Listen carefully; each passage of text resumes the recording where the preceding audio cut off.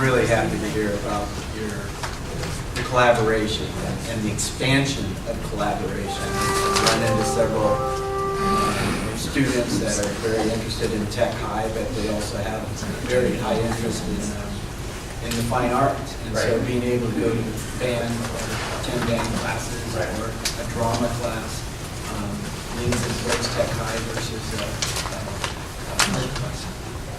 Yeah, absolutely. Yeah. Right. Fantastic. I just wanted to mention in funding for the biomedical, my understanding, aren't you working with the district looking at CTE funds or Measure D funds? Absolutely. We do want to make sure they have all the equipment they need. So my understanding is we are to be getting a list of what's required to supply that science program. What happens oftentimes, like Carl Perkins, we don't really get that money released to us until, more like late October, early November on a typical annual cycle. So that's. Well, that makes sense because school starts in August. Well, yeah, that's always a bit of that's kind of the problem. And part of that was we were waiting to see those purging funds and, we're filling those in and then seeing what's left and how we could support that. But that's one of our dual programs we're very proud of. Well, and this is the first year with local control funding, so I think, just because Sonoma County Office of Education is kind of backing out or changing their interaction with us relative to career technical, that kind of, we're just figuring that out too. And just a reminder for the board, it was implied in the presentation, but one of the additional duties that Bob is retaining is coordinating all of our career technical program across those schools. Okay. And he's very experienced working with the county. And what we really tried to emphasize, and one of our goals tonight was to show the two schools working together. And we had a leadership team meeting, not in Bob, top down. Right. We had a leadership team meeting not too long ago, and we expanded, and we have some new people come from different districts where the culture is very different, where principals and schools are pitted against each other in a more competitive fashion, whereas here we could try to work as a team. We want the two schools to both achieve greatness. Bob, Thank you. your Dr. Emmel and a group of students visited the Buck Institute. Yes. Could you expound on that just a wee bit? They came back. I wasn't able to attend that, but I think that was an outstanding experience. I don't know, Ricky, did you go to that? Okay, there you go. Would you add that to your? Yeah, that's perfect. Thank you. I Thank you both. just want to say, thank you. I think we're very fortunate to have the two of you at the helm right now. We've got a lot of exciting things happening, and I think both of you are very magical, and I'm looking forward to what's happening.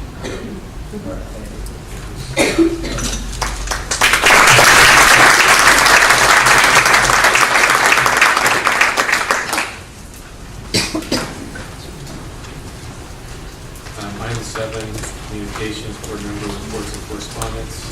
Trustee Brown. Been out and about at a bunch of events, a number of high school football games, got hugged by somebody all covered in chocolate. I don't know who that person was. Enjoyed the floats at the high school. Went to the XL fundraiser, Apostrophe. That was exciting and fun. You'll see that happening. PTA meetings, and just a plug for this Friday night. Junk food bingo at the high school for those bingo addicts and anyone else that wants to do that. Instead of going over to the casino, come to the high school and help out Project Grad, 6:30 Friday night. Yeah, I had the honor of being one of the judges for the homecoming, the floats, and the kids did a great job. And I was happy to hear that the kids with Harry Potter won, because I have to admit, they really stepped it up. It was pretty amazing what they did. But the greatest thing about, I think, homecoming is all the positive energy that's around there. And everybody came together. There was a lot of former alumni that showed up. And it was just really a really good night.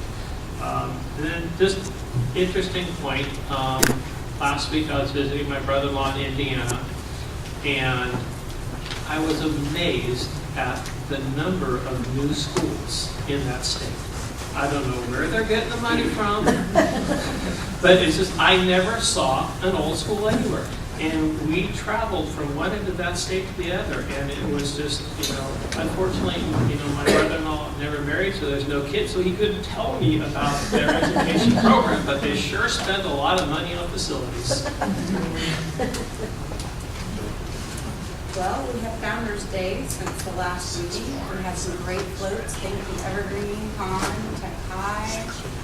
We had a great turnout. All the schools were there. It was a lot of fun. I too have also attended quite a few football games and was there for the S'more campaign, participated in that, got to throw some marshmallows and graham crackers at Dr. Haley while he was covered in chocolate. Saw an excellent football game against Carlton Lumen in overtime. That was a great win for us. Been participating in the bond facility meetings where things are going very well. I think I'm going to be real excited to hear the things coming up. Trustee Longwood? Attended quite a few of the home soccer games, and the boys are doing incredibly well, and they're playing real soccer. Also attended, I often attend Sonoma State's soccer games, and one Friday afternoon, I'm in the stands, and a group of sixth graders come in. Must have been about 60 or 70 of them. And I wasn't paying too much attention, but halfway through the game, I just observed as I'm sitting up there in the stands how well behaved they are. So I was very interested. At halftime, I went down and I'm looking at them. I got, oh my gosh, these kids are from Lawrence Jones, and they are there for Ticket for Success, which is a program put on by the athletic department. And they brought in, over the past few months, some 1,500 kids from Sonoma County. And this was the first time that our kids from our district were invited. And they attend classes. They go through the dorms. They have a meal at the cafeteria. And then they go into I guess, a basketball game or a volleyball game or a soccer game in this case. And talking with the kids, they just enjoyed it tremendously. And of course they're talking to the sports team or the coaches, and they're talking about college and what are you doing as an individual to help your to be successful through school, etc. And so I just wanted to mention that program. Went over to Monte Vista and walked through the Learning Center, and saw some 1v5 teaching, incredible teaching going on there at the learning centers. Little soccer terminology there. 1v5, yeah.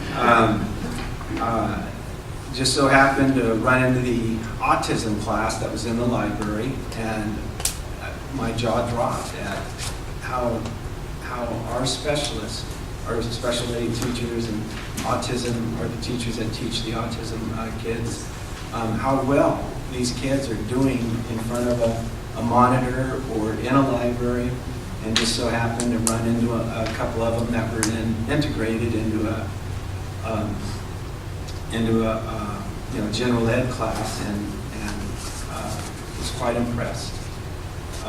And some of these kids also were part of the emotionally disturbed program. Let's see, the other thing I want to highlight is the Tech High presentation to 8th graders. It was by Tech High students, for students on behalf of the district, and they did an exceptional job.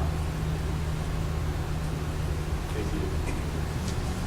Oh, one more thing, Mark, sorry. Rancho had college night the other week. An incredible turnout, thanks to Aaron Lane and the rest of the counselors who put that on. The MU was packed, and I've been going to that for several years now, as well as the FAFSA programs and things like that. And you can just see that the crowds are getting more and more. So it's pretty soon we'll be in the gym, I'm sure, for the presentation. Anything else? All right. Let's see, I attended the Rube Goldberg competition. I just want to ask Bob if he can increase the size of the width of those halls, because they are really crowded in there. I also was at the Tech High night. I'm sure Ricky will talk about that, but as part of that night, the one thing that you missed was that Ricky let us all know that he has been accepted to Stanford University. I think it's very, we should congratulate him.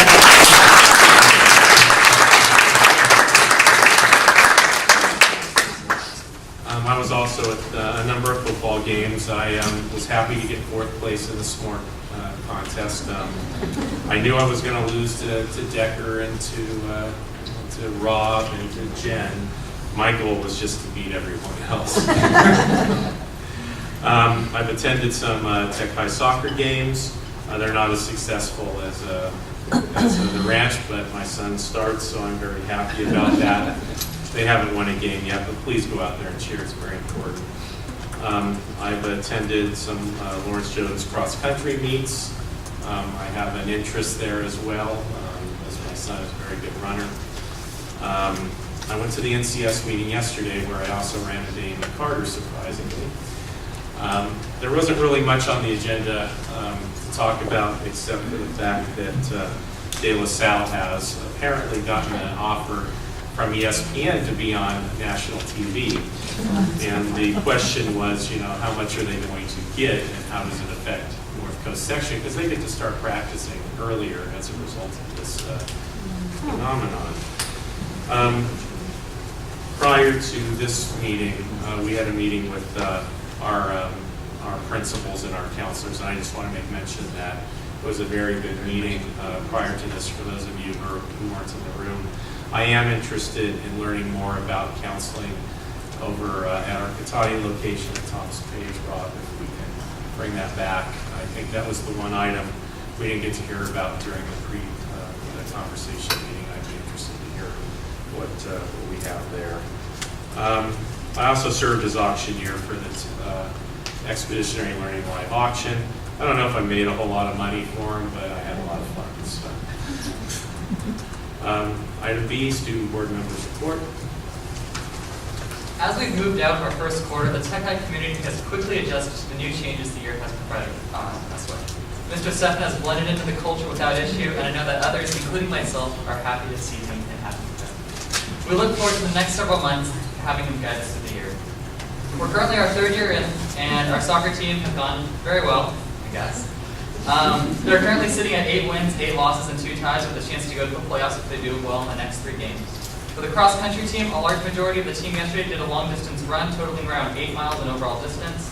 And today, talking with some of the members, the team is looking forward to the meet this Saturday at Spring Lake, which is being hosted by Sonoma Academy. As the start of the year, Holly Campos began to advise the first Tech High dance team, and last month they performed at our school's community meeting, and they look forward to performing in the coming months at the basketball games.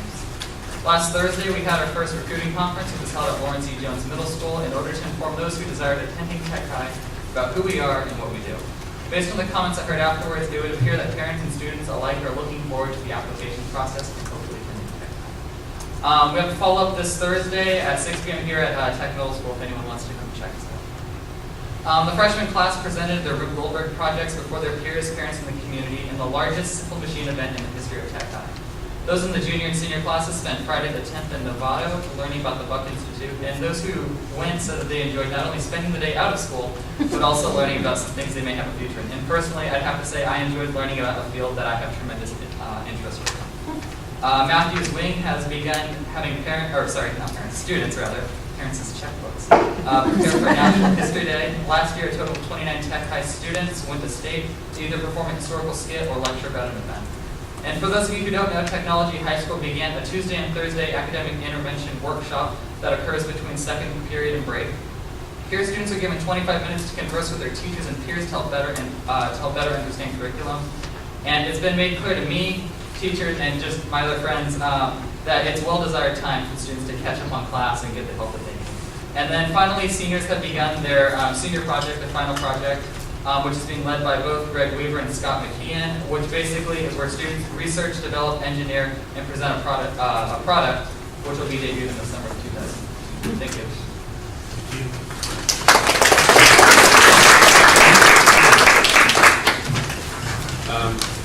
Item C, receipt of official correspondence. We received a couple of letters. One was the RESIC annual report, which is on the website if anyone wants to review it. Gives a lot of information regarding work comp claims and other claims, and a lot of numbers there if anyone's interested. The second piece of correspondence that we got was from the Sonoma County Office of Education to members of school district governing boards within the second supervisorial district. Was a call for nominations for representatives to the Sonoma County Committee on School District Organization. This is probably one of the first meetings that they've had in some time.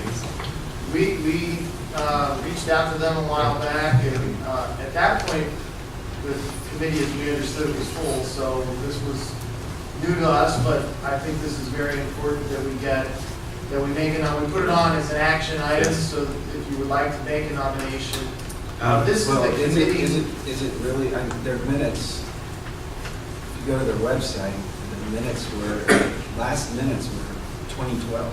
Right. Right, this is the, They only meet, the purpose of this committee is singularly focused on if there's a need to adjust boundaries. Well, they may have more purposes, but I haven't read the entire government anecdote for most of it. But if there's going to be a boundary change between districts. So this is the committee that reviews that and can make a recommendation and can actually take action on that Or depending their on how the discussion. process comes forward. So this district has in the past gone to that committee with proposed boundary changes. I think it was 2005, the last time it was done. And actually the committee overruled the district and the district appealed to the state. Well, the developer, it's complicated, but the developer put forward the petition. There's different ways it can come forward, but this is an important committee. We need a voice on that committee. Because if in the future, land adjacent specifically the university specific area, remember right across from Keyser Road, Yes. you can walk into Yes. Bellevue Union Elementary District and Santa Rosa City High School District. You would have to drive a long way through our district to get to one of their schools. So that's an area of interest. And then on the other side of the freeway, there's also land within the current city boundaries of Roanoke Park and the Roanoke Park sphere of influence that is also in Bellevue that we've met with at least one developer there that's very interested in pursuing a boundary change. So I highly encourage the board to nominate someone for this committee, and we'll pass that nomination along to this county. so the, And as we understand it, we contacted the county. We have annually appointed in our organizational meeting somebody to be our voting representative. To the best of my knowledge, this is the first time we've ever asked that there would be a vote. So we looked it up, so trustee Brown, you are a voting representative. So if the board chooses to make a nomination, somehow they're going to contact you. You'll get to vote finally. There'll be a vote. so just to put the parameters here in the letter so that everybody understands. One of your two representative positions to the Sonoma County Committee on School District Organization has been vacant since 2013. And at this time, we're seeking nominations for a candidate to serve on the county committee for the remainder of the 4-year term, which began on January 1, 2014 and expires December 31, 2017. Any registered voter who meets the following criteria may nominate him or herself, or a school board may, but is not mandated to nominate a candidate to serve on the county committee. Any registered voter who is a resident of the second supervisorial district is eligible to serve on the county committee on school district organization, with the exception of the county superintendent of schools or his employees, or employees of any school or community college. The duties and responsibilities of the county committee may be found in Part 3, Chapter 1, Article 1 of the Education Code. Nominations must be require filing a statement of interest, which must be received by the Sonoma County Office of Education on or before October 24th, 2014. It can be emailed, it can be sent by mail, but it needs to be received by that date. At this point, I'd like to nominate Jennifer Wilchermood to be our person for this committee. And I'd like to second that nomination. Moved and seconded. Any other discussion? Yeah. You're sitting there quiet. Yes, I'll accept. Okay, it's been moved and seconded. All those in favor? Aye. Opposed? Motion carries. So at the next meeting, Trustee Brown will vote for Jennifer Wilchermood. Well, we don't know how the vote's taking place. Okay. But we'll work with you to get. Get her application and in. we'll try to find out for you how this vote is going to play. I don't think they've ever contacted me or anybody else in more than 20 years. Yeah. And the only time we did is when, I think Ed went to a meeting when we were talking about boundary things and they all ganged up. No, Bellevue was in favor of it. It was the same, it was the Yeah. same. Yeah, Bellevue came forward and said Yeah, it we had made no Bellevue. sense that you have students drive past 5 schools to get over to Bellevue because of the way the boundaries were, and, yeah, it was sad. All right, item D, Chief Business Officials Report. I guess we're going to talk about district boundaries. Well, indirectly We did about that. boundaries. So this week's issue of the North Bay Business Journal, which came out yesterday, and it's available online if you'd like to read it for yourself, is all about the university district. So we're getting closer. The university district will be going to the planning commission Thursday night. I plan to represent the district at that meeting to present their housing designs for the first phases. But I did speak with Marilyn Conton late last week, the city planning director, and we are still expecting there will be equal in houses before the end of 2015. So it continues to be very hopeful, but I expect that Kevin Polson will be there, and so maybe I can find out when we might expect to see some developer fees. So that is good news. City Ventures is continuing to do work on the Teaser project. But their next big thing is they have biological studies that will have to be done in spring during the period. So, but they are moving forward, still continuing to spend money and investing in the project. We do have other developments that are moving forward, but nothing is imminent in terms of ground. Just to add to that, I spoke with City Manager Jenkins. I understand that they've named the streets after O and K letters, so that's been done, I guess. So if you're going to move into that neighborhood, you're naming your street. If you live, think of the southern portion will be K, and the northern portion will be O, beginning. I heard that there might be an O'Callahan, but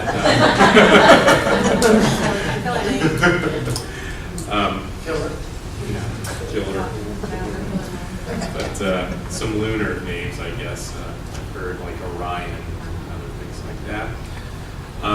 I also came to understand that that big hole in the ground may actually have houses on top of it at some point. So for those of you who thought It mentions that in there, it's Yeah. one of those, I don't know, like the largest temporary drainage Yeah. ditch ever built. it's completely temporary, and that houses will go on top of That's that why they property. kept all the dirt, they pushed it right Yeah. back.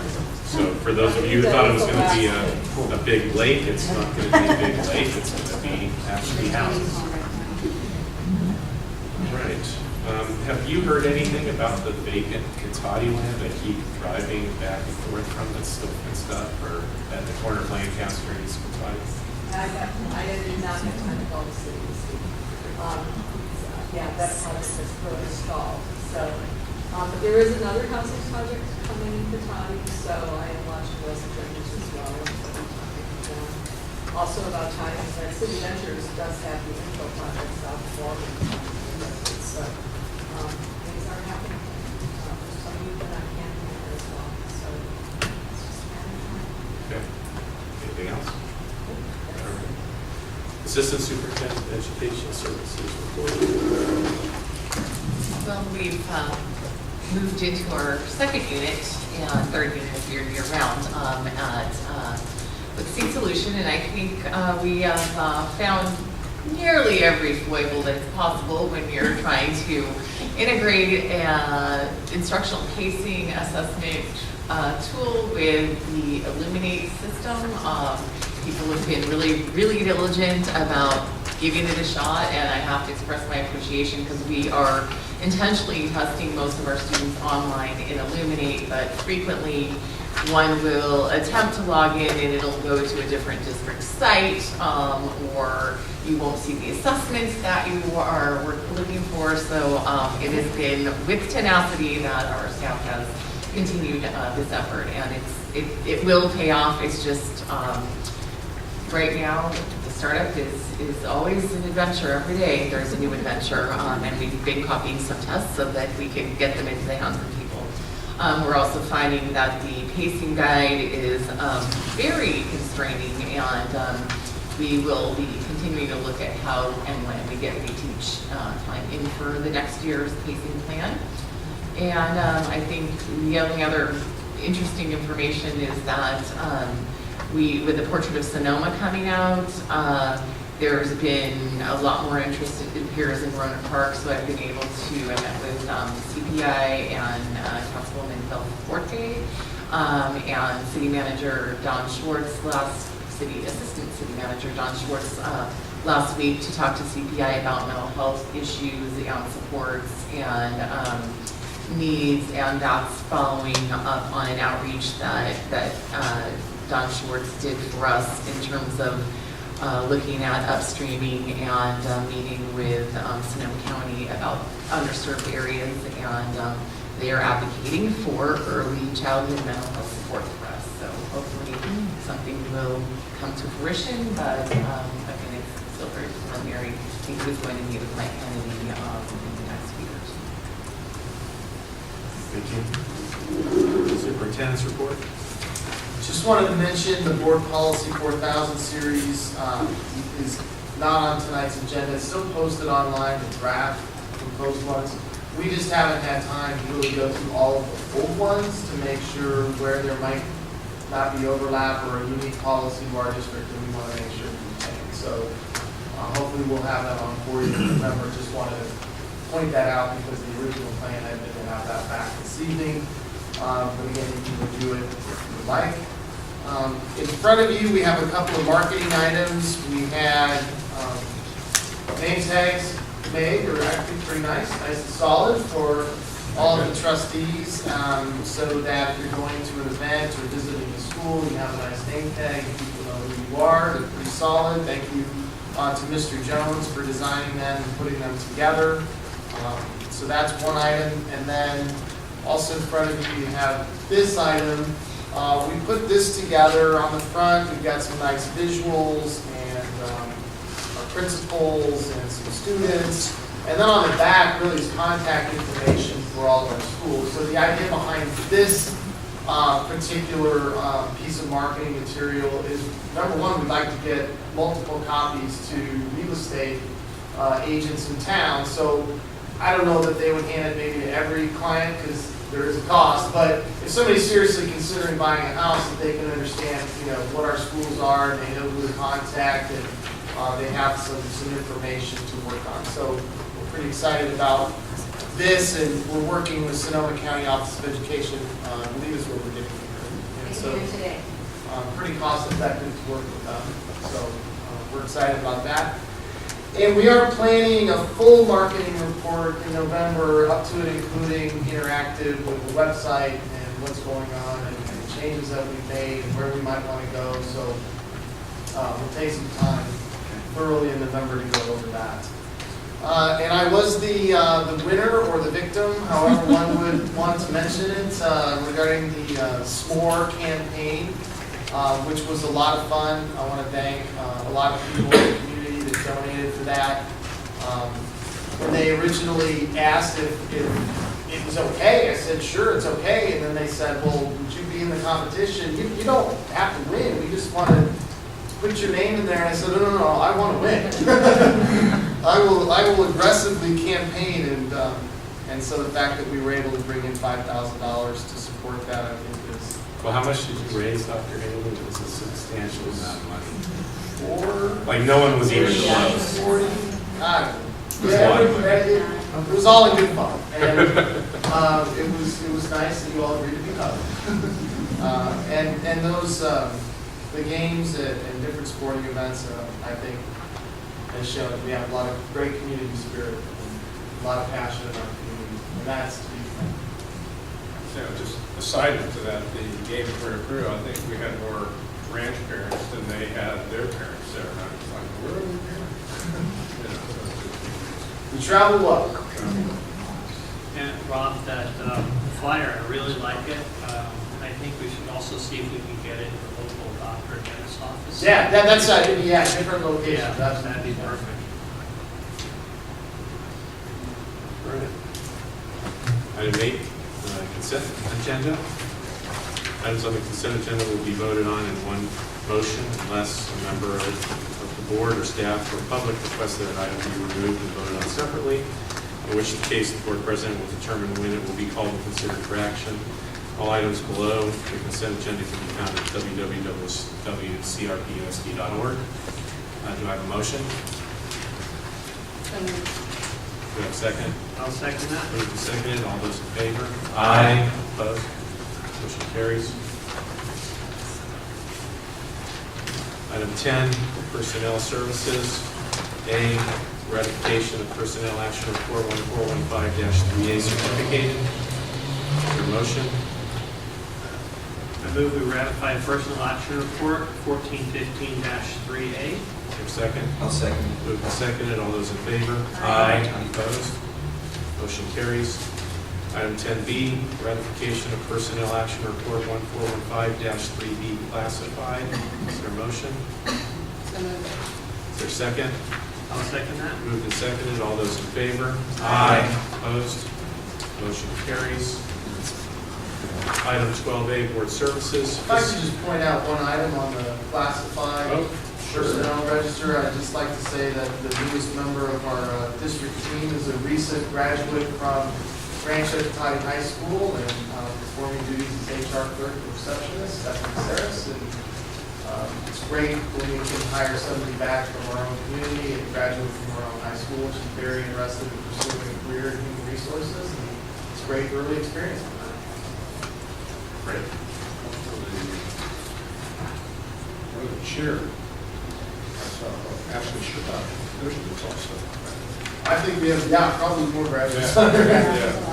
Yeah, and that's, our sports program is very important in this community, and it's great, and we have a lot of alumni that come back and volunteer their time unpaid just to help coach. All right. 12A, board services, fiscal and facilities update and planning. And Rob. Not a lot new on the 2014-15 budget. We'll be still working on our first interim report, which will be coming up. I think we can report the auditor's opinion, if we can just get it work. So that aspect of closing the books on. The board to accept each of the report.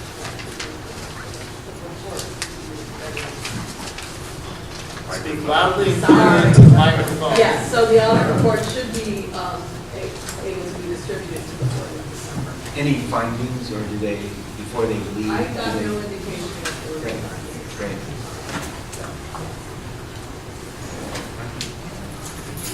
Local control accountability plan, we have on page 23 in your packets, our approval finally of the 2014-15 LCAP from the Sonoma County Office of Education. We are also already starting our review for next year and planning different events and meetings where we can get input on the LCAP. The LCAP goes for 3 years, but we're expected to review it and update it as necessary every year or whenever as needed. And as you know, I'm a huge proponent of the local control and accountability plan. I find it very valuable use of our time. Any questions on it? Consultant agreements. We have a draft on what we're trying to put together. A lot of questions have arisen. We have a lot of contracts, and Many of them are consultant agreements. So to put it in a format where we can see what they all are, where we can sort it and share that information with you as a board of trustees, where, we have, in terms of columns, what we're looking at is, of course, the vendor name, different years that we might have used that vendor, what the funding source is, is this general fund unrestricted, is this, restricted funds to be used for a single purpose, and then service, what is it that this vendor does, and perhaps why we have it. So we're looking at maybe there might be some other columns if you have any. Quality, a grade of. Well, that's the thing. It's a good document for us as staff to see it all in one place. It's a good document for you as trustees to see and to review. If we're working with a vendor and the service is subpar or is something that we don't need, that's important to know. So, for instance, we have just looking at Synergistic. That's the Energy Ed. Infinity Consulting, that's one that came up, and they do E-rate filing, or even something like CSBA, which is essentially for us a vendor. So we're trying to figure out what's reasonable limits. If you look on this agenda towards the back, I think under donations, there's might have been on consent. I think it's on consent. There's it looks like some kind of assembly of Lawrence Jones. We actually sign a consulting vendor agreement with that person for a couple $100. So we can't put everything on there, so we have to figure out, okay, is it a dollar threshold, $5,000 or something like that? What's reasonable? We hope to have it all completed, but the more we got into it, the more complicated it became. And we have to find a way to pull it out reasonably from the financial reporting system, so we're not doing a lot of extra spreadsheet work. So that's kind of what we're looking at. Right, well, and the other thing is I was not planning to try to capture contracts that are at the school site level that go through ASB, the student body groups for assemblies, mostly because that information is not readily available, but in part because typically the schools raise the funds for those assemblies or other kinds of services, and they spend it, they do it. I mean, I do sign the contracts, but we don't, because it doesn't flow through our financial system, don't really have a tracking mechanism. Elementary schools have manual books for student body, Rancho Battalion uses QuickBooks, and Lawrence Jones does it at high school as well. So, and Tech Middle School right now is not has student body, But you could vision vendor performance as a category. Oh, absolutely. We could look at maybe a certain category of vendors, and we could ask, okay, who's performing well and who's not. Absolutely. I will just slow down. I will always say, because many of these are vendors. No, I'm just saying, I think what I'm hearing just as a review, once we have the spreadsheet for them, you could ask, is this are there vendors on here that we should consider not working with in the future? That's what I'm hearing. And I guess I was looking for a little direction in terms of what kinds of contracts. What I've captured so far is mostly professional services, personal services, personal services. We are not putting most of the special education services that are student specific because we spend all our time redacting, who was the placement and all that. That didn't seem informative, I guess. But things like Terminex for pest control, because of the number of schools we have, it's actually a substantial amount of money. So I'm looking to some extent for guidance of what next things you want to know. Copy releases individually are not typically very much money. In total, they are. So I'm trying, different questions have come up at different points in time, and any guidance you have for me of what are you looking for would be helpful. Do you have a form that outlines the performance of a vendor or, that's under contract? Because from my perspective anyway, that's sort of a subjective exercise for somebody to rate a vendor, right? Like Terminex, for instance. Well, if we're unhappy with their Unless it's performance, cost, we make a unless change. it's, right. So. But I mean, is that process done? No, I mean, typically, like, we have had a lot of complaints, where we were not happy with the service, and Josh went and found someone else. Because quite frankly, 5 years from now, everyone may be gone, right? And then there's no data to back up especially if that is the same owner of that vendor, we may be hiring somebody we didn't think highly of now.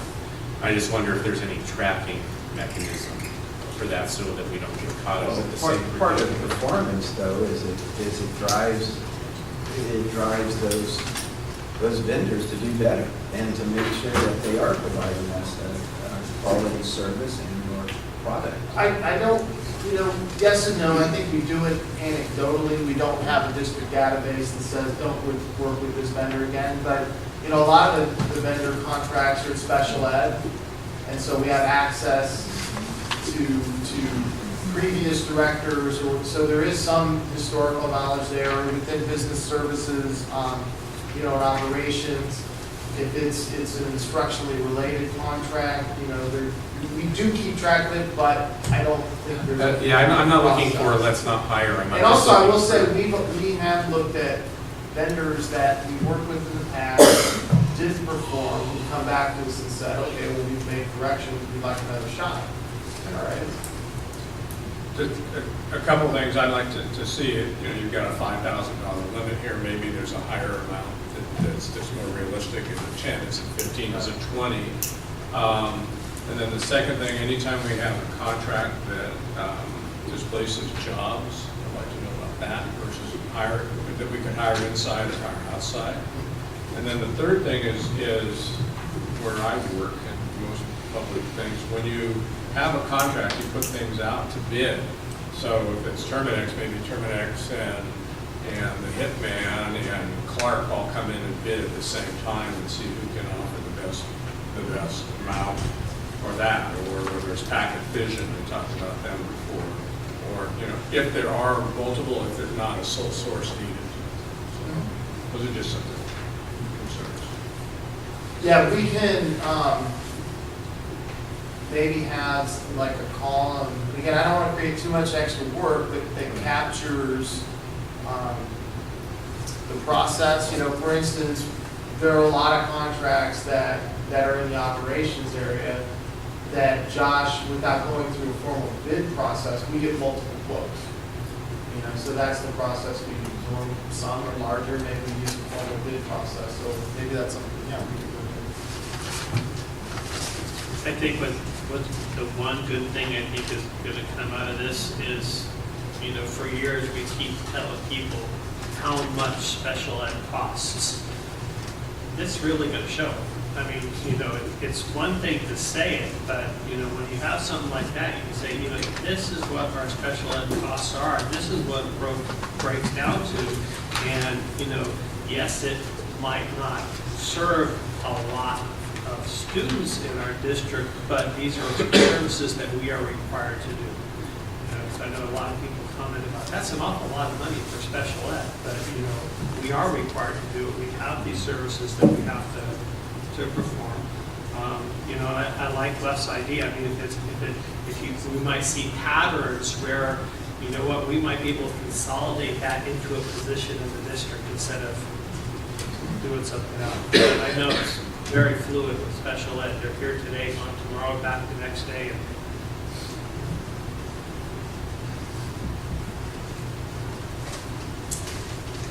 Measure D, you have the latest Measure D spreadsheet in your packet on page 24. And you want to go through any changes since they last time? I think two big changes, and this was presented to the Measure D committee at their last meeting. Under the middle of the page, local stabilization funding to offset state budget reductions. Change the caption on that line to read staff costs to support smaller class sizes. Realize that, here you copy your spreadsheet the time before, the state class size reduction program is on. So we made that change here after the committee meeting. The other big change at the bottom of the page in the right-hand column, prior district level carryover spent on instructional materials. I think when I presented this report to you last month, it was about $90,000. When I prepared this report for Measure D committee meeting last week, it's up to $158,000.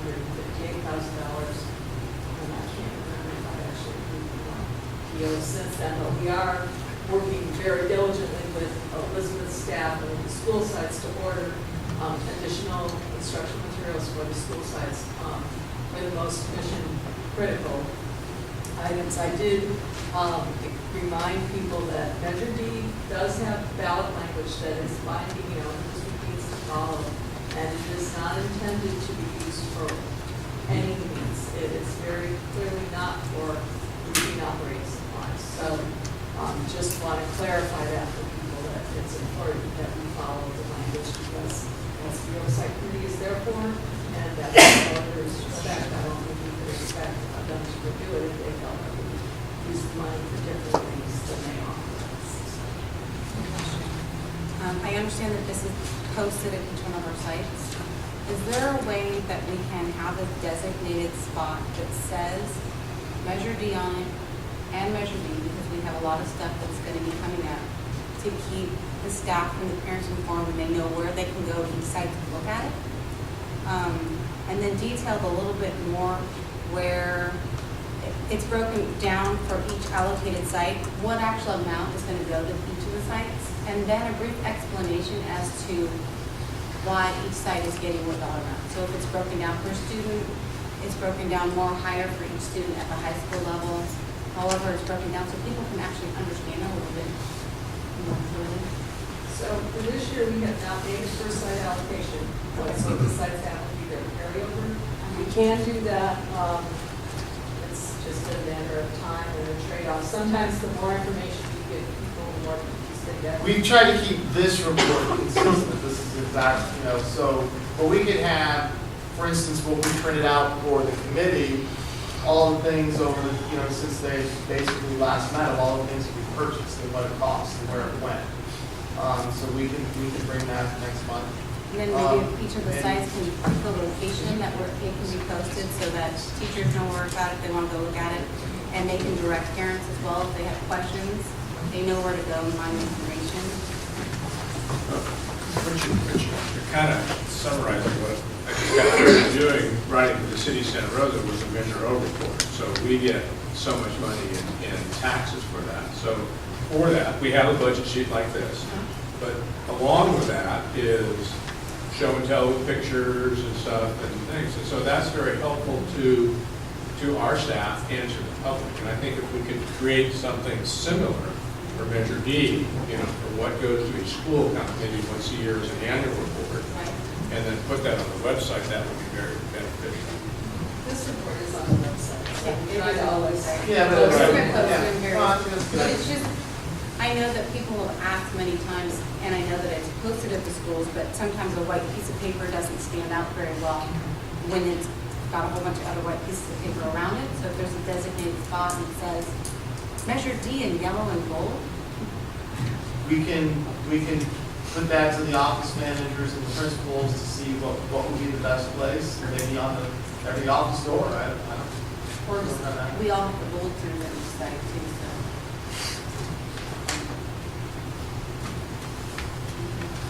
I have a handout. So one of the issues that's come up a lot, and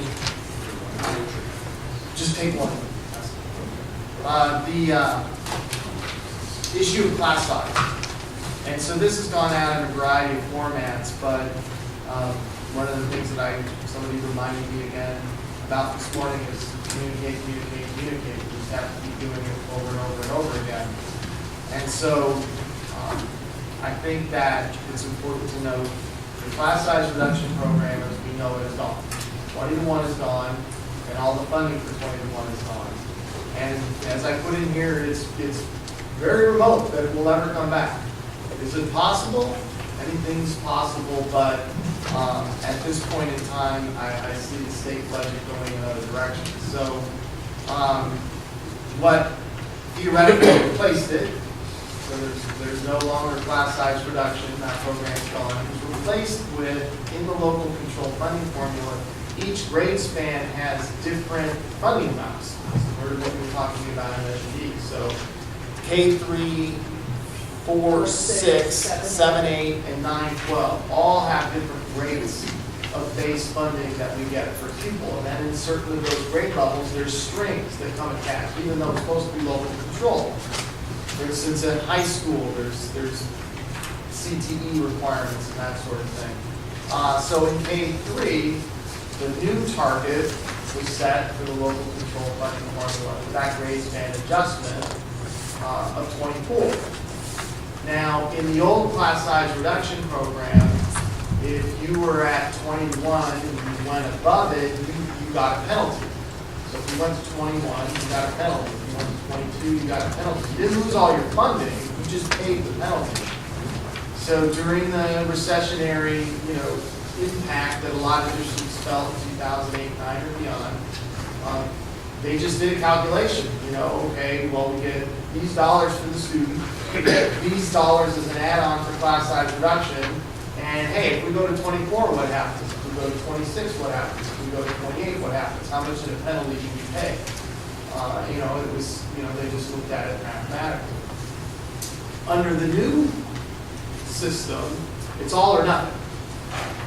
If we go over the 24, we lose all of our funding, district-wide. So 24 as an average. I'll get there. Let me use it up. The penalty, I just want to say, the penalty is very, very different and much more punitive. It's also important to note that the 24 is a target for the year 2020-21. So the state said, by 2020-21, you've got to be at 24-1. Now, we're also going to penalize districts, well, I said that, not the state, by saying if you're, well, let me say, reward districts that have higher class sizes. Because let's say you stuck with 30 or 32, the state said all you have to do is show progress each year to get to 24 by 2021. A lot of districts said, but wait a second, what if we were already below that? And there was no safe harbor for that. Other than the state said, well, you can go to your collective bargaining agent for your teachers, and you can negotiate language that provides you with that safe harbor. So we did do that. And so under the old system, we had a lot of classes that were, even though our stated goal was at or below 24, we're below 20. And because of the way that system worked and getting the full funding, it really worked to our benefit. So in 2012-13, by going back as low as we could in the old class size reduction program, we really maximized a lot of class size reduction revenue. And so we said going into 13-14, well, that made sense K2, we can make it make sense K3, and we'll add third grade in. And so in May and June, we started making the plans, we opened up rooms, we started advertising to teachers, and we find out in July that with the adoption of the local control funding formula, that that's all gone. And the assumptions that we had going into it, budget-wise, were then wrong. And so we lost about $700,000 in revenue that we would have gotten had the old rules been there in 2013-14. So we knew going into this year, we really had to be at the 24 as best that we could, because there was no benefit from being at 22 or 20 or 19, where, setting aside the instructional benefit, we can talk about that just from the state point of view. So the goal was really to load as close to 24 as possible. And then with third grade, to load as close to 28 as possible. It would be fantastic if we had enough budget dollars to go back and go lower. That would be a great thing. I don't think anybody would want to argue against that. And so the other thing that happens, and the last thing I just point out, is kids don't come in neat packets of 24 and 28. They come spread out in different ways. So if you look at the back, and I know it's really small, but I wanted to put every single one on there. I have to put my reading glasses on to look at it, but these are all of our K-5 classes, and they're current as of when I went to Aries this morning, what they are. And so you'll see we still have a lot that are at 20. You know, and we have a lot that are at 24 and somewhere in between. We have, I believe, if you look at Han, we have 3 third grades of 29. We'd like those to be 28 or below, and we could make them lower if we created a combination class, but we try to really minimize the amount of combination classes that we have. Since the start of the school year, we've added 1 teacher while a runner, so to lower the class sizes back down. Kind of reach that point where we look at, okay, we have enough students to go ahead and justify bringing in another teacher. What's the trade-off combination-wise? And we added a teacher at Thomas Page Academy. We lowered the class sizes at Thomas Page, and that did create them the need to do a combination class. So we really wanted to make sure that that's what the site wanted to do. They could do that would, you know, what's the trade-off? The higher class sizes versus bringing in another teacher, that would necessitate a combination. At the very, very bottom, you'll see our class size averages. So for kindergarten, across the district, we're at 22. First grade, 22. Second grade, 23. Third grade, 27. A bit of an anomaly because just the way the kids fall and where the combinations got created. 26 in fourth grade and then 29 in fifth grade. Again, we love smaller class sizes, but that's kind of where we're at. And then if you go back to the Measure B budget, you'll see, you know, the largest chunk that we spent and have spent in all 3 years has been to support smaller class sizes K through. Any questions on that? Superintendent's contract and salary. We did do a lengthy presentation last month. I do want to just point out one thing, and again, everybody's entitled to. Oh, was that? Oh, that should look down. Measure B. Oh, we have some reports up here. We'll get to that. Measure B. So the bond sale, we sold our first series of both taxable and non-taxable bonds. We have a closing memorandum starting on page 26. It has actually a lot of, I think, valuable information, and if you'd like to walk me through it.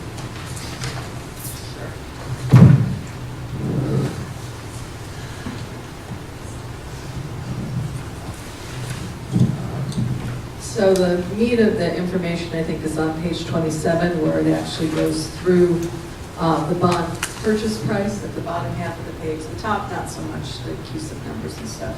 Although you do see what the total face value of the bonds was, but the bottom half kind of reconciles what people paid and what the district has gotten. So the first section is 2014 Series A, and those were face value of $17,975,000. It was original issue premium of $358,000, which means that our bonds were slightly valuable because of the interest rate that people actually paid more than the face value.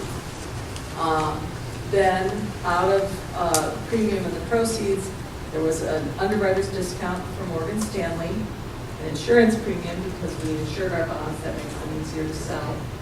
And there were other costs of issuance for the attorney's fees, financial advisor's fees, printing the official statement, the Bank of New York, who's the paying agent, and so people like that were performing services directly related to the sale.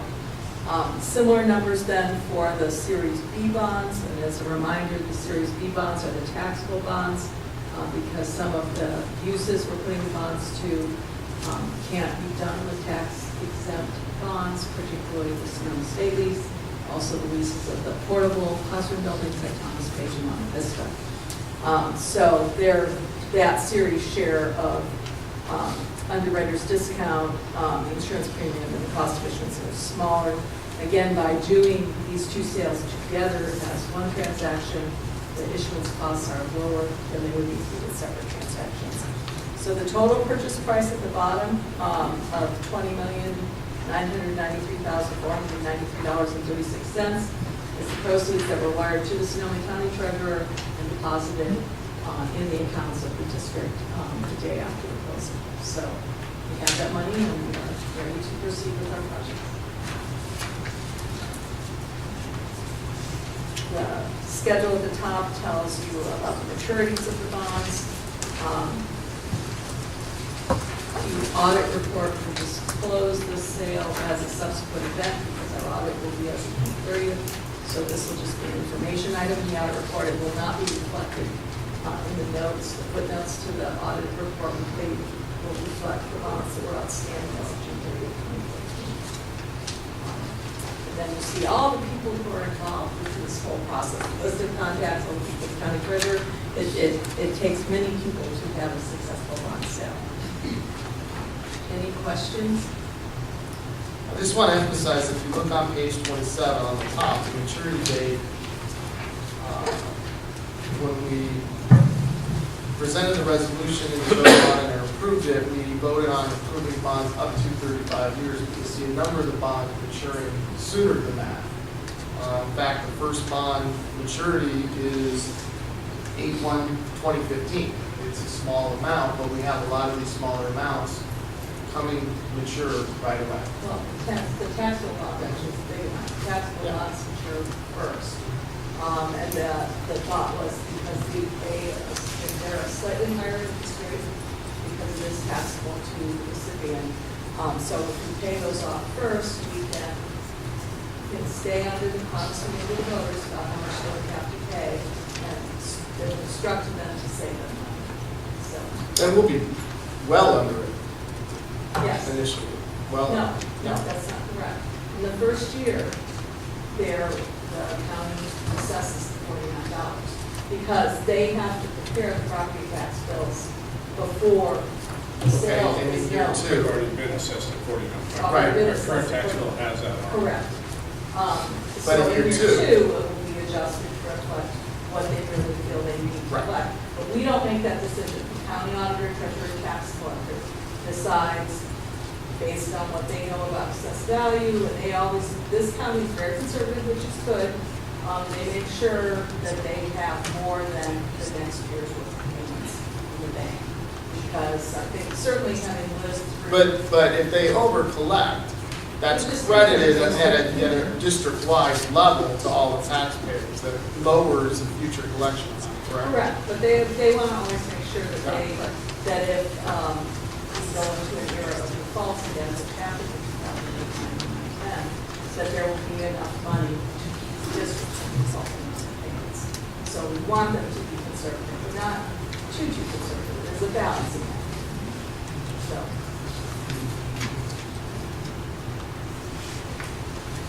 Any questions on the bond sale?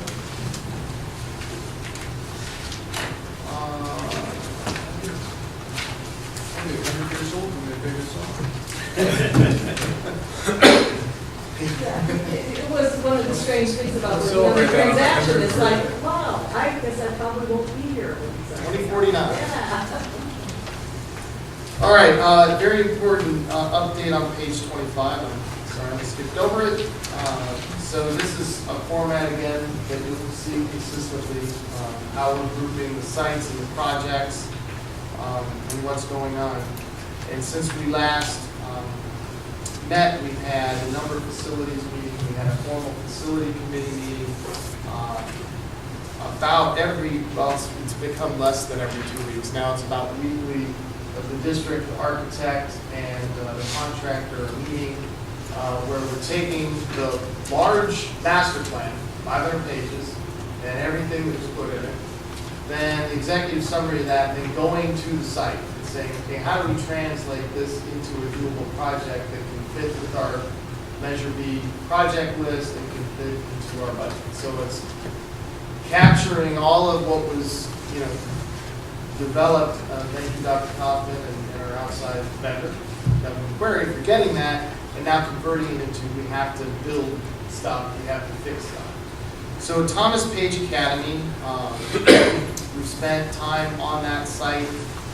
We've looked at the master plan, we've looked at what we can accomplish. So you've seen this before, this fit list, and it basically hasn't changed other than you'll get an update because item 1, the modular classroom building, after going through everything and after going to the site and after looking at the number of portables there that are some of our oldest, really what we need to do is do 2 modular buildings there, which would bookend the campus, which would allow us some staging flexibility. It would eliminate a lot of aging old portables that we either have to rehab, and then if, there's an expense there if we get rid of them, then we got to bring in new portables. So that's a change. Secondly, on the modular buildings, we had initially believed that we could get it all done by August of 2015. That's still possible, but in reaching out to the different modular manufacturers, they're concerned with the timeline, not so much what they have control of, but what none of us have control of, which is the Division of State Architects. And how quickly we could get what we want to do into DSA and then back out of DSA before we spend a lot of money doing something that DSA will approve or tell us to change. So we're working on that right now, going back to the manufacturers and saying, okay, if it's not August, and so when they hear that, then they start to overprice because uncertainty leads to overpricing. So we want to get the best price. Yeah, we'd like it done by 2015, but not at the expense of quality and price. So if we need to delay that or find a different way to do it or stage it or move the students around or whatever we need to do, I think that's better than rushing it and not getting what we want. So we're working on that right now. We're going to go on another field trip on Friday.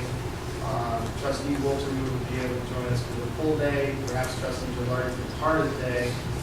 One of our main goals is to look at some of these different modular manufacturers' buildings, because one way we could accelerate it and actually get a very good price and know we can get the DSA is to go more off the shelf. And some of these are very quality off the shelf. And then the less we change the design of it, the more the manufacturer knows I can put these modules together, then we might be back on track. So that's the changes with regards to Thomas Page and the buildings. We've gone through the K1 building, we're getting a sense of what needs to be done there in terms of modernization, the exterior, the limited interior modernization. There's some work we want to do in the library. There may be some limited work we'll do in other classrooms. And then the exterior modernization, we do want to create somewhat of a quad area that's back behind the office. There's a lot of bad drainage, a lot of asphalt. Clean that area out, some trees that are creating significant root problems for our buildings. We're actually getting the roots under the buildings now, so that's being looked at, and of course, sprucing up the campus and other things. And that brings me to the last change, big change item in Thomas Page. We have looked at wanting to put in a second access point, originally thinking behind where the old road goes back there, but really it's in such bad shape on the city of Cotati side, it would require a significant amount of work on their part. We have a traffic engineer that we're working with Josh, our executive director of facilities, operations, maintenance, like I said, on order. So they're working with Cotati to say, okay, this is possible. The other, then they looked at, well, maybe if you, where you come into the parking lot, if you make a hard left and go around, there's a ravine there and another road. Looking at it with the contractor, the cost to get through that ravine starts to get pretty expensive. And then you're like, well, are we building a road or should we be building platforms? So maybe what we need to look at is if we just make the entrance and exit that we have now better. Because we start to get north of $1 million for a road, I have a hard time with that, knowing that we need classrooms. This is the area you're talking about is next to the baseball diamond? Yeah, that leads to a road. Right. In Cotati, the road's basically become a dirt path. Okay. And so to put a lot of cars on and off that, If we have to, we can remove the bollards, and we can get people in and out of there. Now, actually, our road on our campus is better than their road. It's a little narrow, but you could certainly drive one way very easily without really doing anything more than just taking the post out of the ground. Oh, okay. So, you know, we could do that, but we want to be good. Sounds like an accident waiting to happen. Well, we want to be a good part of the community of Pawtucket. So we don't want to do anything on our campus that's going to cause a problem for the city of Pawtucket. I mean, if you put a bunch of people on a dirt road twice a day, that I would doesn't be sound- probably a little bit concerned if I was Yeah. one of the people that live Lives on that road, So those are the changes at Thomas Page. So really looking at 2 modular buildings instead of 1, and some of those budget dollars perhaps coming from not moving road. So are you putting for state approval both at the same time, or are they going to be built in phases? So if, to be decided to some extent, so what we do is, under this lease back process, we give a scope to Wright Contracting, and then Wright Contracting bids out these buildings. We know who all the modular manufacturers, Needless, Ceramark, JLM, Frog. They take the scope and say, here's what we can do, and here's our proposed pricing. So what they were doing is coming back to Wright Contracting saying, based upon this design, which is not off the shelf, our main concern in being able to give you a price and guarantee that we can get it manufactured is DSA. It's the unknown. How long would DSA want to look at it? What we're being told is that there's new regulations that are coming into effect on January 1, 2015. So DSA is getting a backlog for pieces because people are trying to get their projects in and beat that deadline. So that's a concern. If we go to, let's say, Milas, I believe Milas is the one that we went on the field trip to Yuba. Those are basically off-the-shelf Milas modules. You can customize them a little bit, but they're already DSA approved. Yeah. So if we say to Milas, yeah, we'll take those, then they feel much more comfortable about knowing that they're going to manufacture something on a timeline for us that we'll actually be able to cite. So with the deadline of 12/1, before the rules change, if everything is submitted before 1/1, everything that's submitted, whether it's approved or not, is still under the old rules, even if it's approved after 1/1? Usually code doesn't work that way. Usually if you don't get it approved and the new code goes into effect, you don't get to go back. So, But I don't know about school. I know from city standpoint. So maybe that's the case. so if we, even if we haven't submitted before 1/1, we may not fall under the current code. Correct. But I don't think that's our concern as much as just the backlog. Yeah, we're not. Yeah. So if we do something off the shelf, the backlog's not such an issue, at least here? Correct. Okay, thank you. So what we've said to our contractor, Wright Contracting, is to communicate to them, we can be flexible on timing. So let, you know, you can give us sort of, here's a proposal for this, here's a proposal for that. They don't have to restrict it. Or, we're willing to go off the shelf, but only if we tour and actually build it. That would be the off-the-shelf building. We want to see it, we want to walk in it, we want to know what it would look like. We really have only one design element that we're committed to that we, well, we have many, but in terms of going off the shelf, we want an interior hallway because that allows a lot of learning flexibility. So, for instance, Project Frog has 6 module off-the-shelf buildings that are basically what we want with an interior hallway. We wanted a 12-foot hallway, their hallway is 8 feet. So we want to look, okay, what does an 8-foot, how much, can I send a small group out there, can I have, you know, some shelving and that sort of thing? Is that a big enough hallway? They don't have a 7-classroom building, but they have single buildings that are basically like the flex, the 7 classroom that we would want. So we would have to figure out a way to make it adjacent, perhaps coupled. One of the other manufacturers does great buildings For instance, we're going to go see at Robert Louis Stevenson Middle School, Gen 7 buildings, which could be good off the shelf, but it would have to be, our contractor would have to site them and build it into your home. It didn't sound like that was that big a deal, but that would be something to think. Rancho Cotati High School, we've done a very, very thorough walkthrough there, going from the master plan to the project list. There will be multiple opportunities to see design iterations of the large building, 60,000 square foot building, that will house the theater, the gym, and classrooms. We're looking at actually perhaps adding more classrooms to that building. So that's, timeline hasn't changed, still fall of 2017. The exterior modernization, we still want to complete that by August of 2015. Working on that again today.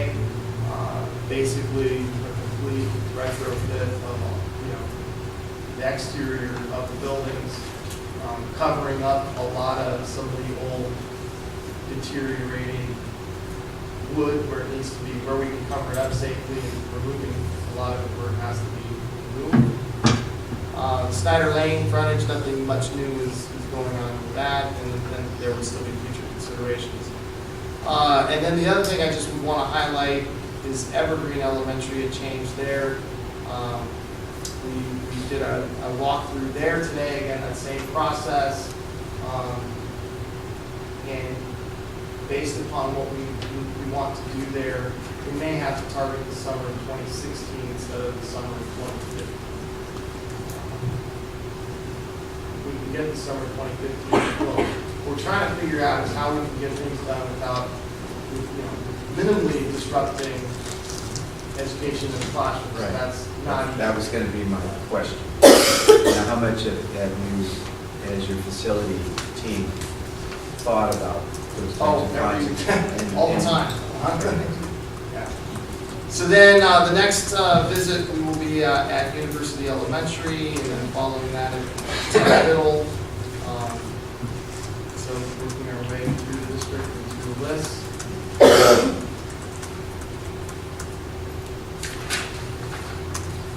And I don't want to go through it all again. Sorry to jump the gun a minute ago. Superintendent's contract and salary. I just would point out for those that were here, the spreadsheet was in context of a long presentation. And certainly everybody's entitled to their opinion. And said repeatedly was, we think teachers deserve every penny of their compensation and should get more. It was in the context of salary changes. And I will also say, it was noted on there in what years every single cut was implemented. It was also noted on there when it was reinstated.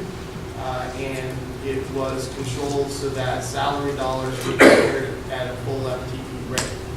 I'd be happy to go over the spreadsheet with the bargaining team. There was, like I said, no intent to mislead in any way. I was asked personally by a teacher to take it off the district headlines, and I said, yeah, that makes sense.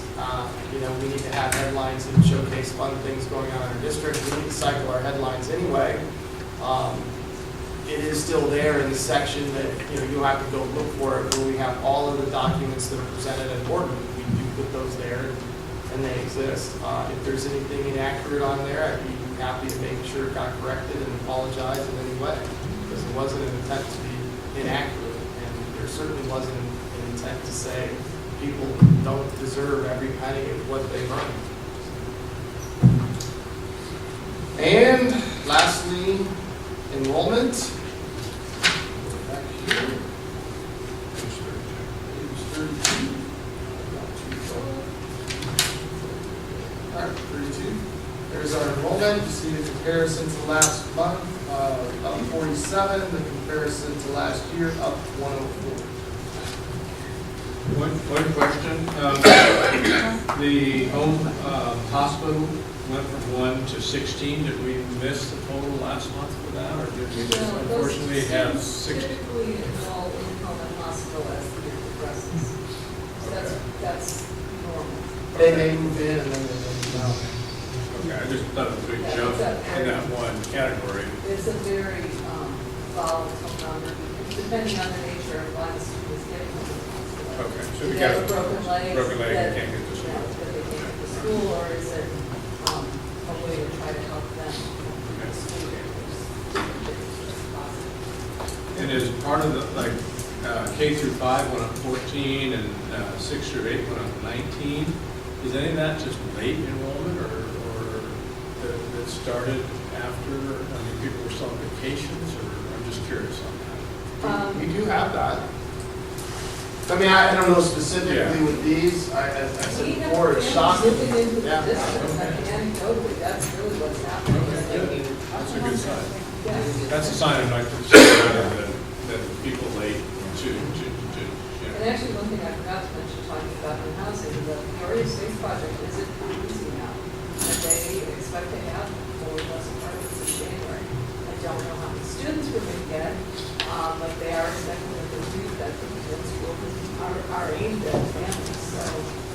Should take that flyer to that complex too. Yeah. Is this, on the enrollment count, we have total teachers, total students, is it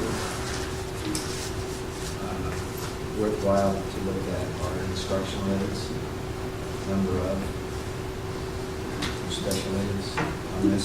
We have an ongoing posting, we've been hiring more. We don't have, we only have teachers K-5 on here, we don't have secondary teachers. I would, What do we? Yeah, that's right, it's only K-5 because, yeah, and that was really focused on looking at class size. ratios. As that, Yeah. right, so try, it's hard to Okay. come up with a Okay. full calculation for secondary.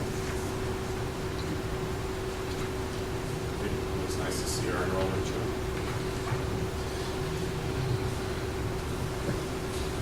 Anything else on item 12B? Authorize the selection of WLC architects for professional design services.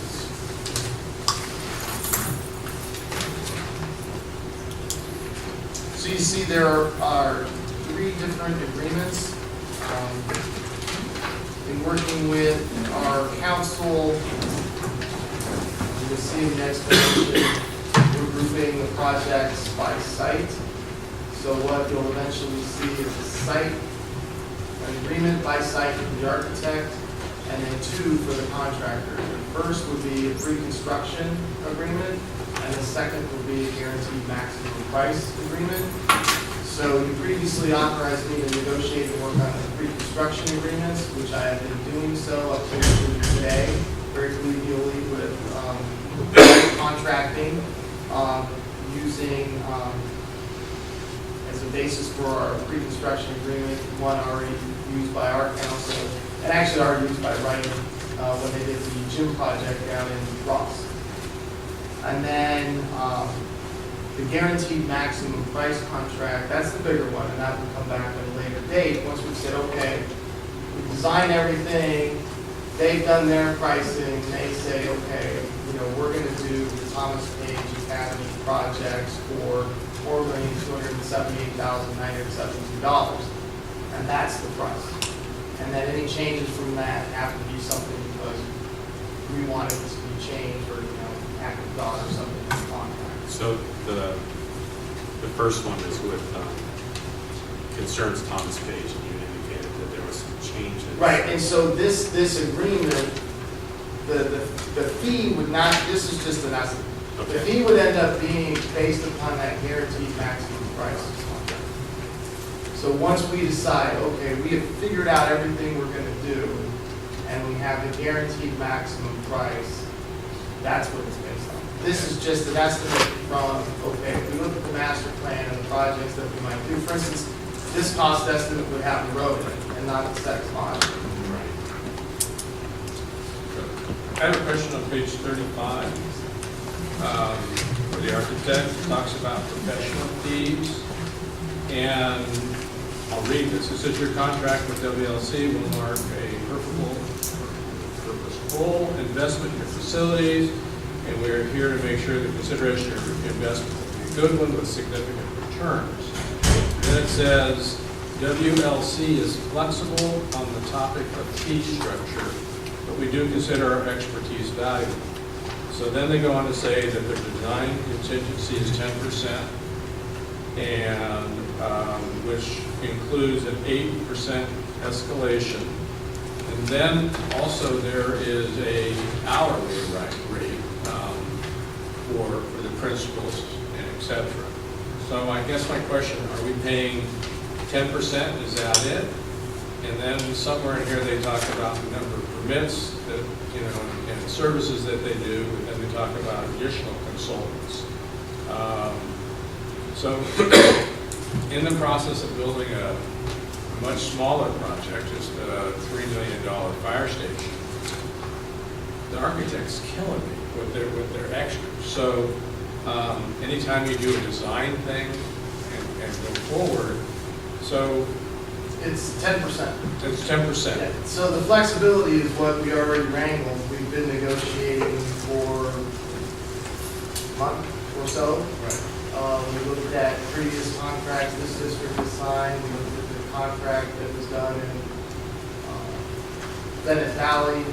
I went to Clovis Unified, which traditionally is sort of the, I guess, preeminent penny pincher in large construction. So with this, following this methodology, just like with the contractor, with the architect, we're going to redesign things as a team until we all agree what it is. And then the contractor is going to say, okay, here's the price. And then that's going to baseline what the architect's fees are. Right. So it's 10%. The Right. 8% escalation is more, okay, that relates more to page 36. But again, that, once it's at the GMP, that locks that in. The paragraph above, under process, that specifically denotes the things we would be responsible for, which a lot of them we've already done. On 38, there's the hourly rates, and they do state they're that there required- is a 4%. They're required to publish this, just like when we get any, so if we look at a contract, any one of our law firms, they have to tell us what they charge for each of their, I just assume it's some sort of state licensing thing. This is irrelevant. This is the GMP price and the 10%. And can you explain what they mean by the escalation? Is that change orders? No, because there will be no change orders. Okay, so what's that escalation in this case? The escalation is a little bit of a holdover from thinking we would be going through more of a traditional bid process, but saying, okay, taking current, if we were to delay this for some period of time, Right. the cost could theoretically go up. But under this process, so we've been working with Wright and WLC really to craft from the very beginning, a true design lease back process. So the contingency goes away the moment we have the GMP. The only way the GMP would change, You mean if we wanted the this. escalation? Once we come to Correct. that price. Correct. It just becomes the bottom line. What's the price? So if it's $1 million, they're going to charge $100,000. Right. Yeah. If it's $10 million, they're going to charge $1 million. For the This ballpark. Right. That's all. That's all. You were going to say the only way, If we would want it to be changed, it'd be very limited. If we came back halfway through and said, "Oh, we want a third modular building," well, obviously, Sure. or instead of solar tubes, we want bigger windows. At our desire, there would be some opportunity if something truly unknown occurs. Certainly on the modernization side, the contractor's going to say, "Here's the GMP," but if we find this, in other words, he's going to hedge and say, if we open up that wall and we find, inside all the wiring is deteriorated in the library, well, that's going to cost you more. So they'll build in, I would assume, what their contingencies. Because modernization, generally they know in new construction. They already know. Listening to these guys, the architect and the contractor talk about putting in a modular, I mean, they know how to do that. Rehabbing an existing building where they go in and open stuff up, and all of a sudden, behind that sink, the walls rot out. They can't account for that. So they've done a lot of exploratory work, and they're doing that right now. They've poked holes in a lot of their buildings.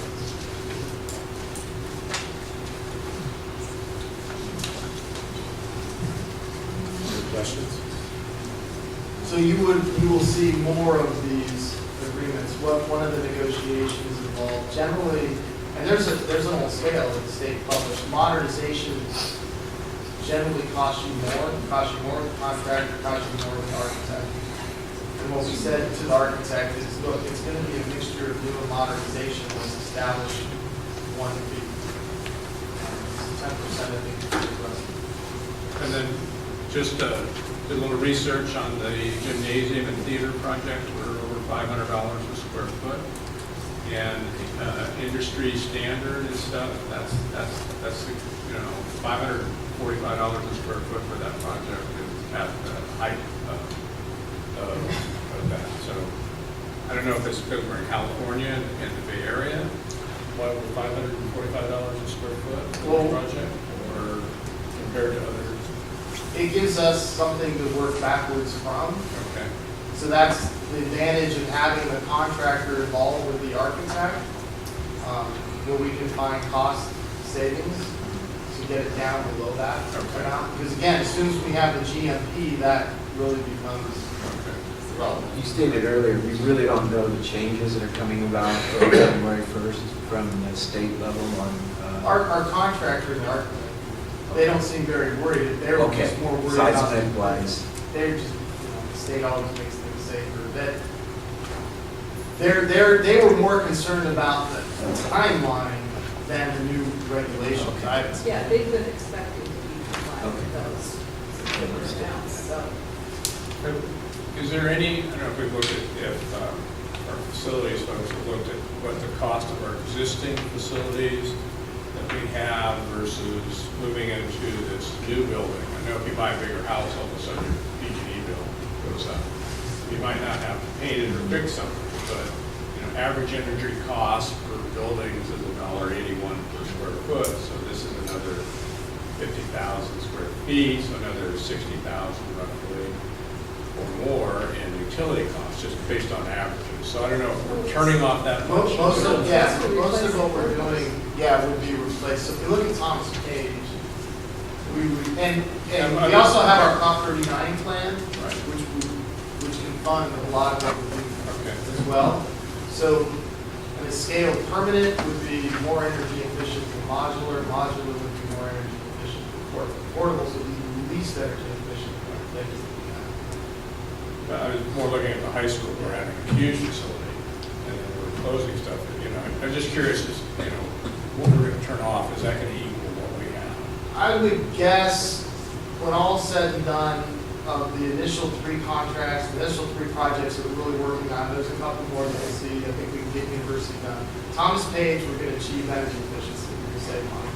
Evergreen, we're going to achieve energy efficiency, we're going to save money. I think you're right, with the amount of square footage that we're adding to high school, even though it'll be energy efficient, it's probably going to go up, even with the energy efficiency. Because, the direct comparison would be the building that we're going to tear down is less square footage. May not be very energy efficient, but it's clearly less square footage. At the same time, does our architect have that energy efficient module that can look at the building and go, well, gee, if we do this. Every day, every conversation you contact the architect have, they talk about it. That's like their, Yeah. that's their emphasis. Yeah. And so we will be saving money with property tax processes, or utilizing those kind of things, because that's how you get it set through. You have to show that they will be saving. So, That Prop 39 is going to stay. Is it sunset? well. There's limited dollars, right? It's 5 years. It's like that, the clean energy act is 5 years. So, our plan is approved. The dollar amount that we're going to get every year is variable based on how much taxes we spend. But, we will have another project.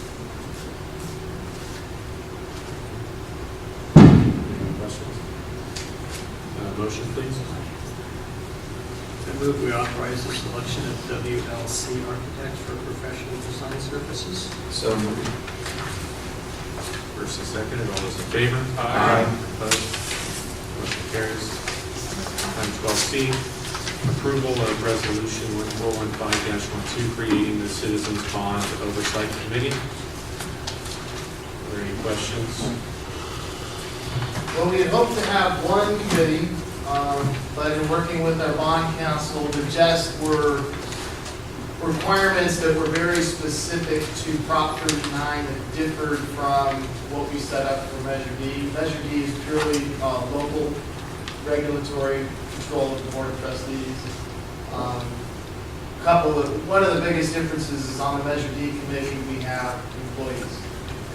Very clearly under Prop 39, you can't have employees. So then there were a couple of other differences, and we were kind of trying to create, how could we come up with something that started to look like a zebra with 3 humps, and I said, okay, this is too hard. We'll have 2 committees. We will endeavor to have them meet on the same night so we can serve both of them. The members of the Measure D committee who are non-employees have all been invited to apply to be on the Measure D committee if they'd like. We can meet, from 6 to 6:30, 6:30 to 7. The employees who are on the Measure D committee can stick around and watch, but they can't be on the committee. We've already got some inquiries from the community, so. On the Measure D committee, is there anyone from the Rotary Club? Boosters, PTA? Yeah, we have all the categories on we have some openings because we've had some people move away, and we're recruiting people to refill those. But we've had all the categories, and we need to get all the categories on the Measure D as well. Any other questions? Have a motion, please? And we move we approve resolution 1415-12, creating a Citizens Bond Oversight Committee. I'll second that. Moved and seconded, roll call. Trustee Graham? Yes. Trustee Gallardi? Yes. Trustee Longmire? Yes. Trustee Orla? Yes. Trustee Littlefield? Yes. If any of you know somebody that would like to serve, as long as they're not an employee, they can send me an email, and we'll send them an application, we'll have it posted. They also can't be anyone working on any project, right? I believe so. I might have, I don't. Yeah, they're going to have, so that's another difference. Everybody on this committee is going to have to fill out forms up and up. And in no way can they derive any benefit from any bond project or anything like that. Can't work the right construction. Right, no, Correct.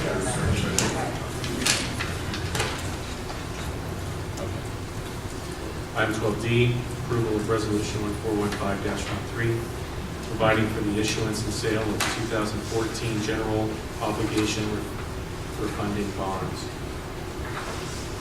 Any questions? We actually have a short presentation. Oh, you do? Okay. So, the sale, new sale of Measure D bonds was so successful that our financial advisors came back to us and said, in this fantastic interest rate environment, the district should seriously consider refunding some of your currently outstanding bonds in order to save the taxpayers' money. You never know how long the current interest rate environment will last. So they are urging, so that's why we're bringing this back so quickly, because we do want to take advantage of these low rates while they're out there. Given political instability in the world and a lot of other things, you just can't be sure how long it will last. So this is small print, but we'll see. I've got my hard copy here. So basically, this is just a quick overview of the history of the bonds that are currently outstanding. And the refundings that we have done. So back in 2005, we issued refunding bonds of about $25.8 million and $6.5 million in 2 series. And then in 2006, we issued a I think that was the final new issuance of the 1990 bond authorization of about $11 million. And we're proposing to refund the majority of those bonds. So the total par amount would be $35.6 million. We're going to lower the debt service, so that's what, therefore the taxpayers won't have to pay as much. We don't know exactly what the interest rates will be because those market conditions change daily. The bonds will be priced the day they're going to be sold. So we will have a conference call with the underwriters and financial advisors the day before where they tell us what they think it's going to be. That's our chance to say yes or no. Then they will actually hold the sale and we'll know what our interest rates actually are. But the potential savings at today's rates, if we were to do this today, are about $3.7 million. And there's some variability, and we'll talk about how we structure that. And that's a net savings number, so after you deduct all the expenses, the fee to the underwriter, the financial advisor, bond counsel, The same people who and see all the those- closing yes, memorandum. all those people get paid. And if there would not be savings, we would stop, and nobody gets paid. So, They've been in the two, we did a refunding about a year and a half ago. And February then, of 13, yeah. and then the recent sale that we just did, it's very clear that they get the parameters from us. And if it's anything to be outside of those parameters, they don't move forward unless they get a hold of us. Meaning, okay, we have to have some flexibility going into the market between here and here. But if it's between here and here, we're going to make the sale. If it comes back here, well, then they're going to get a hold of us and say, we went in the market and we're, an interest rate, well, like basis points, 1,000 basis points higher than we thought we were going to be, and stop. Does it extend the length of the time that they're getting paid back? Or am I No. jumping ahead? Excellent question. No, Yeah. that's a great question. So that's, our financial advisor wanted us to make sure we emphasize that. It's not like when you refinance your Yeah. home mortgage, where Yeah, it's typically you like go another refinancing 30 your years, house. oh, I will die before I pay off my Okay, mortgage. yeah. No, it's not like that. So the next slide, so there is a slide that talks about that. The next slide we've got is just showing us kind of where we are as far as interest rates, and that if you look to the very end there, they've been dropping again. So that's why we can refund these bonds and save money. But you can see, very volatile. So then the next slide, this compares the interest rates on the currently outstanding bonds. So the refunding bonds are between 4 and 5%. The new issuance from 2006 is between 4 and 4.6%. The interest rates on the bonds that we're expecting to sell, that's the bottom line, so much, much lower, between 0.18 and 2.86%. So this is what will produce the savings for our taxpayers. So is the taxpayer, if we're talking about refinancing $40 million and you're projecting 3.7, we're just under 10% savings, right? Right. So conceivably, my tax bill would go down 10%, or we just pay it off sooner? Well, next slide. Really, I did not feed you the slides ahead of time, but, so there are different ways to structure the refunding. And the most common, we've got the three most common here. One is level savings. So you structure it to make the debt service be reduced approximately the same every year over the remaining term. The second is to defer the savings. So you don't charge the taxpayers less now, but instead you pay off the bonds sooner. And that would actually shorten the repayment period. So people who keep complaining about 2026, well, maybe we could shorten it to 2024. And then the third is to pay the savings now, but from a net present value standpoint, that probably doesn't make as much sense. We are not going to lock in which approach we're going to take right now, because it really depends on what interest rates are like when we're ready. Because sometimes, I'm going to lapse into nerdiness, but the yield curve can be illogical, and there can be where 10-year out money can be cheaper than 5-year out money. Sometimes it's just it can be illogical, and so that's really what we count on, the bond pricing people of Morgan Stanley, and then ICE Advisors looks at what they're saying and saying, does that make sense or does that sound wrong? To come up with what is the structure that will be most advantageous and save the taxpayers the most money. And it might be shortening the number of years, or it might be spreading the savings out. Bottom line is, we save taxpayers money, doesn't make us more money, but Right. Well, it shows we're doing good what stewards. is right for our community. That's right, good stewards of their money, and that we respect that they're entrusting us with their money. And then this is just how they calculate what the savings could be. No, I didn't make the slide, I would have made it bigger. Your key numbers are down here at the bottom. That's right, so that's that far right, exactly, that's the 3.7 million. And you can see, we do still have a lot of remaining debt service here. We're currently committed to almost $50 million. This would reduce it to $45.9 million. But that's a significant savings, it's spread over many, many taxpayers, so it's not like any one person's going to see their tax bill go to zero. But, I think everyone likes a smaller property tax bill, and it sure doesn't happen all that often, so. Well, what was most attractive to me in looking at this, and hopefully the way the rates will work out, is paying off the whole debt. So that to me just makes the most sense. Being able to pay off the debt, so earlier bond sales sooner. Those new houses.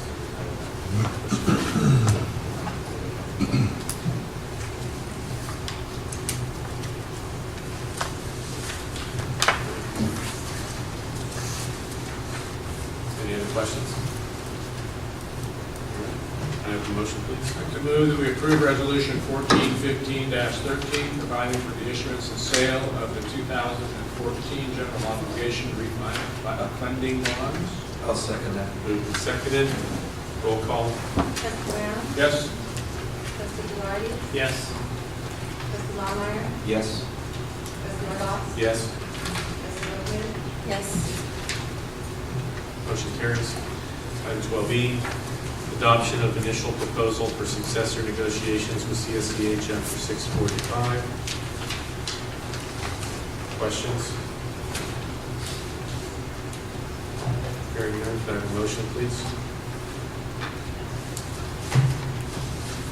I move we adopt the initial proposal for successor negotiations with CSEA Chapter 645. Is there a second? I'll second that. Moved and seconded. All those in favor? Aye.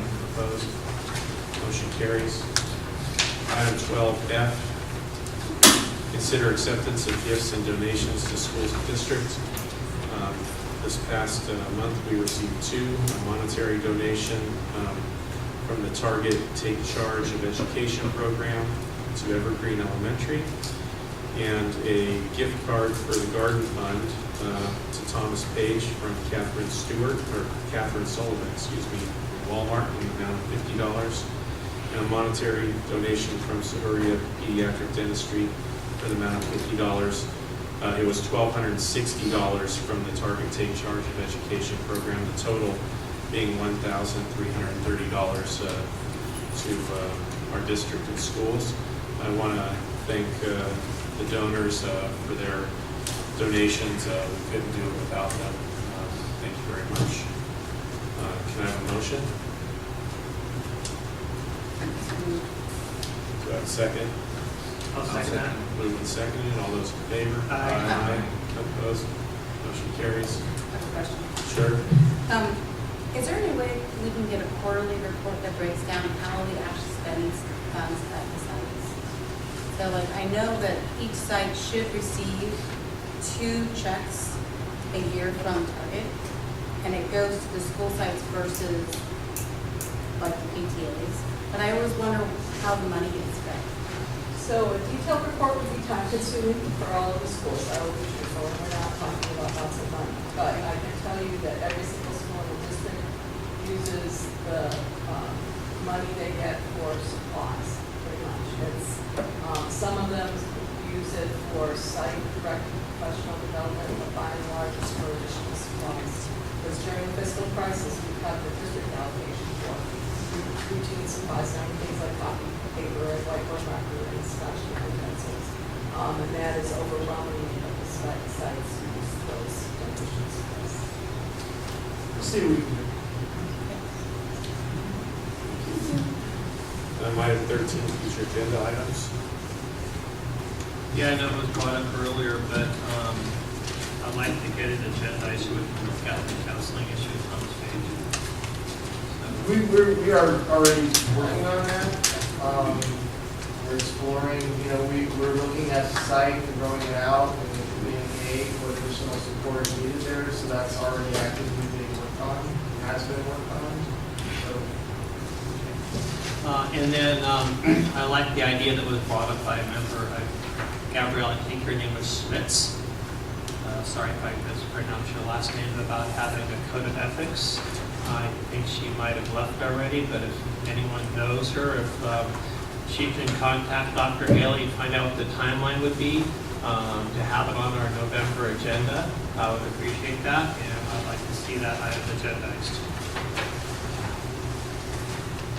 Any others? Yeah, one thing, just an understanding, we get donations, and I don't, from like Ed Foundation, and people donate some scholarship. I just like to understand the process, and we're grumbling, it's like, well, I got this award, but it takes 4 months for it, the funding to do. And I don't know if it's because we got to send the money to the county, and it's got to come back. This year it's really related to staff. We'll do a report on Can you just give us a report as Yeah, to, we'll do a report. how can we speed that up? If we can, the process. I was at the Ed Foundation thing, and I don't got the money. I'm sure the money's there. Yes, And the it's- district has the money, the process is. Well, it's a future agenda item. Yes. Okay. I think that's an excellent, yeah. So we can answer it. I don't know. Right. Yes. Short answer is yes. Okay. All right. Any others? Meeting adjourned.